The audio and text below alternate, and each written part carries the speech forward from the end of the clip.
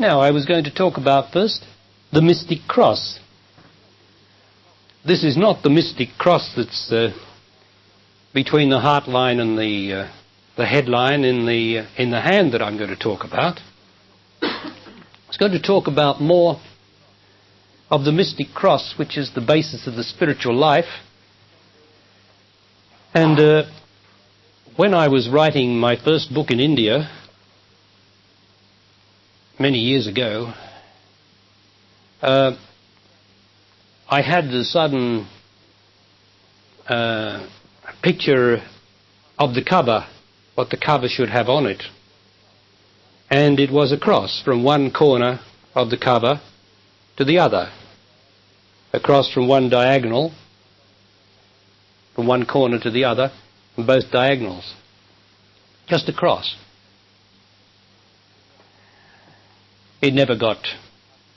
That book never got published. It had to be rewritten.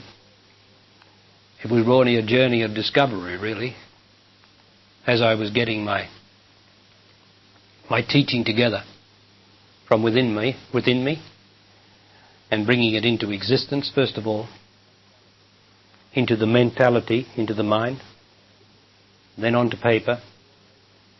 And then, as we all know, things usually have to be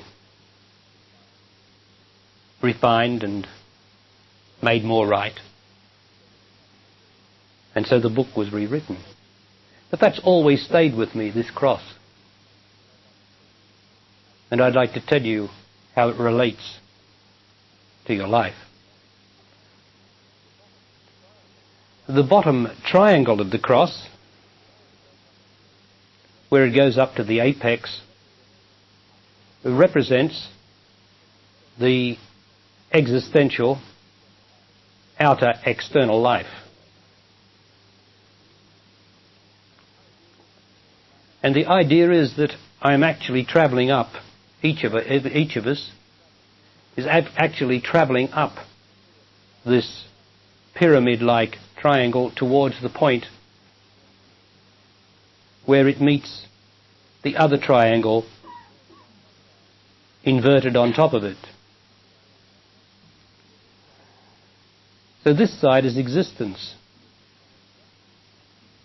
Eventually, I have to pass through the point where the two triangles meet. This is almost impossible because it's so fine a crossing that there's no hole there. Nothing. And that is the spiritual life. I have to reduce myself, which down the bottom of the bottom triangle represents myself that I gather. I gather myself, which is my unhappiness, my doubts, my fears, my jealousies, my negativity, all my negative emotions. I gather those while I gather experience. And the days of my years and the years of my days are the gradual travel up towards this point, where the two lines cross. And what happens there? You will notice that this bottom triangle is a fixed frame. It's not going anywhere except to the top, the apex. There it ends. But if I look where the lines cross at the top triangle, I will notice that it is not a fixed frame, that the two lines go out infinitely, forever, always widening, vaster and vaster. And that is what the life in me is represented by. The vastness of a life that cannot be described or explained. It is, however, apprehended in everybody here that there is something greater, something vaster beyond myself. So the bottom triangle represents the struggle of myself to overcome myself. And as I do that, I get thinner and thinner, in the sense I get more spaceful, more space in me, less matter, less fear, less negativity, less guilt, less jealousy, less need to get. I start to lose myself. Often felt as a negativity by people. I'm losing my identity, for instance, is what they say. Or, I'm spaced out. I don't know what to do. I feel I'm just expanding into nothing. I'm losing everything, my personality, I'm losing everything. But that's the way it goes. And yet you've got to hold it together.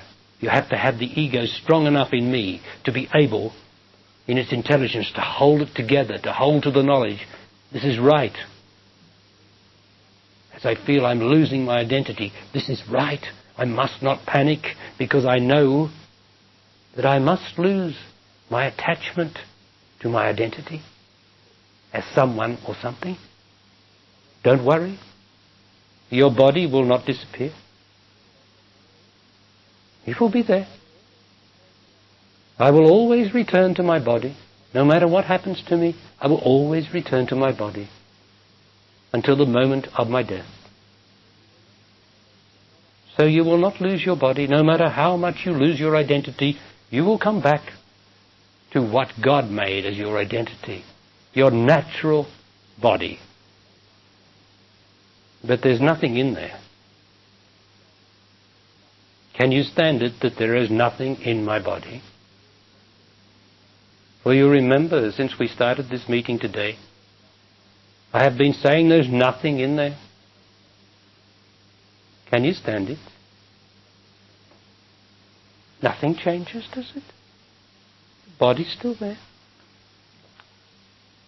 Can you stand to be nothing?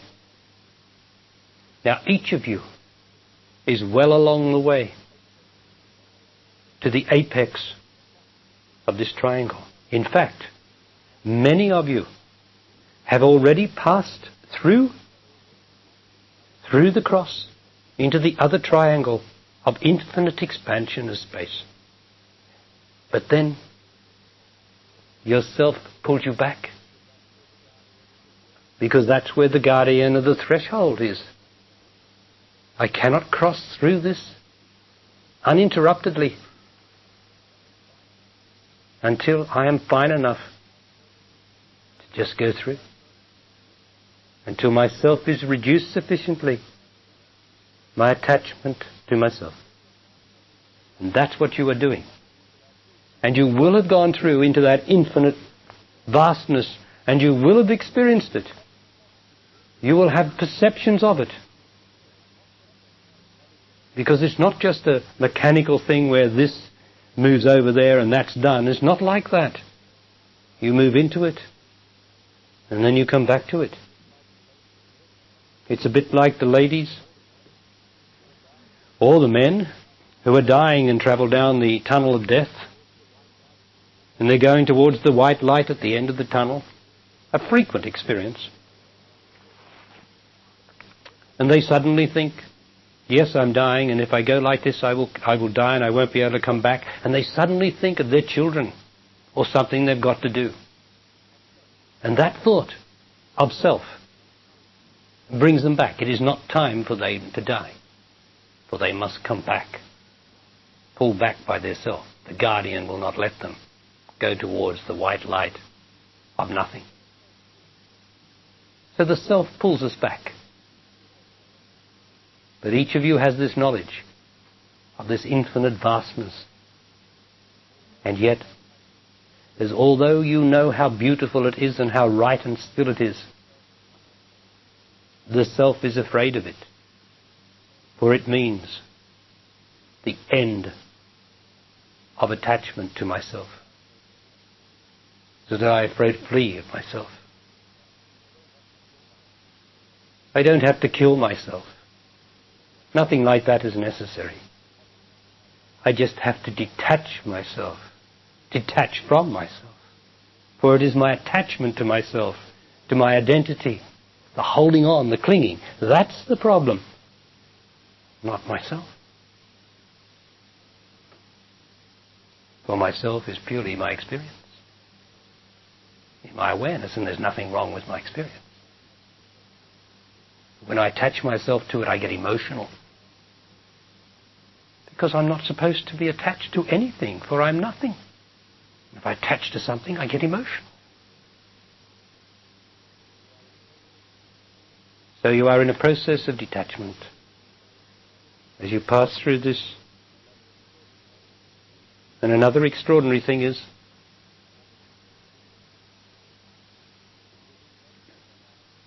that within less than 10 hours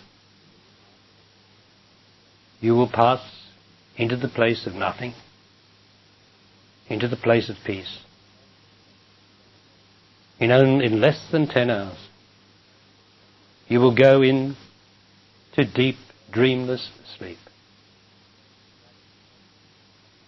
And that is the place of infinite freedom, where there are no burdens and no thoughts, no dreams, no wanting, no trying, and you are never more at rest or at peace than there, never less burdened, and you never welcome anything as much as that place. So you have nothing to fear.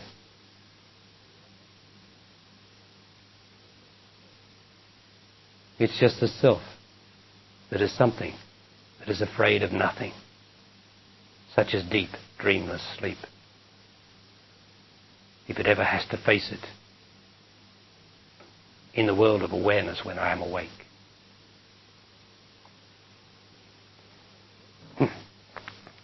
Okay? So the mystic cross is something that everybody has.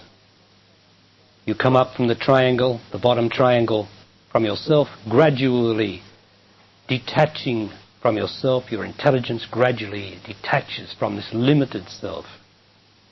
And you pass through the crossing into an infinite place while you're alive, not waiting for death,